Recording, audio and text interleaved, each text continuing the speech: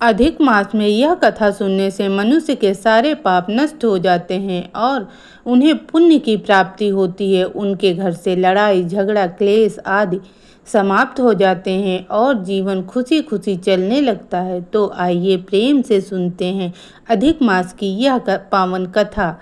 किसी नगर में एक गरीब बुढ़िया रहती थी। वह बुढ़िया इतनी निर्धन थी कि दूसरों के घर में काम काज करके जो कुछ थोड़ा बहुत अन्न मिल जाता उसी से अपना गुजर बसर कर रही थी और श्रद्धा भाव से भगवान की पूजन अर्चन किया करती थी। धीरे धीरे दिन बीतते रहे और अधिक मास आया। गांव की सभी औरतें पूजा पाठ करने के लिए अच्छे महंगे वस्त्र पहनती और दान पुण्य किया करती। बुढ़िया हमेशा मन ही मन सोचती रहती कि उसके पास तो कुछ भी नहीं है, वह तो बहुत ही निर्धन है। पर उसने भगवान की भक्ति करने का पूजा करने का निश्चय किया। उसने घर की साफ सफाई की और अपने रसोई में जाकर देखा, उसे 2 मुट्ठी चावल और 1 मुट्ठी दाल मिली। उसने श्रद्धा भाव से उसी दाल चावल से खिचड़ी बनाई और पुरुषोत्तम भगवान को भोग लगाया। इसके बाद जैसे ही वह स्वयं प्रसाद खाने के लिए बैठी, वैसे ही उसके दरवाजे पर किसी ने दस्तक दी।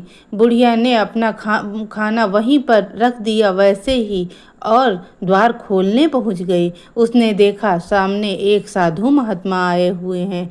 बुढ़िया माई ने आदर से साधु महात्मा से कहा, महाराज भीतर आइए। जब महात्मा भीतर आए तो उन्होंने बुढ़िया माई से कहा, माई मुझे बहुत भूख लगी है, हो सके तो मुझे आप भोजन कराइए। बुढ़िया माई के पास बहुत थोड़ी सी जो खिचड़ी उसने बना रखी थी वह स्वयं ना खाकर भगवान को वो साधु महात्मा जो भगवान रूप में आए थे उनको खिला दी और वह बुढ़िया माई की परीक्षा लेने आए थे कि देखें इनका मन सच्चा है या नहीं। बुढ़िया माई ने स्वयं ना खा करके उनकी आत्मा को तृप्त किया।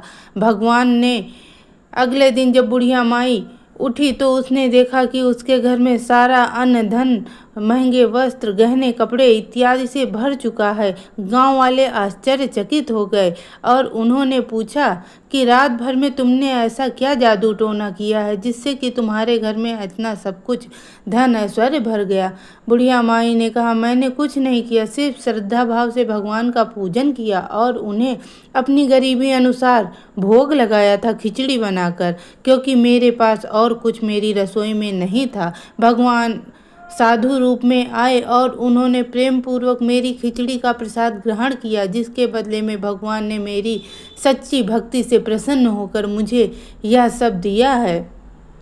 उसी दिन से उस गांव में सभी लोग अधिक मास की कथा सुनने और कहने का प्रचलन चल गया। बुढ़िया माई भी अब अच्छे महंगे वस्त्र पहनकर कथा सुनती, खूब दान पुण्य करती और उनकी भी गरीबी नष्ट हो गई।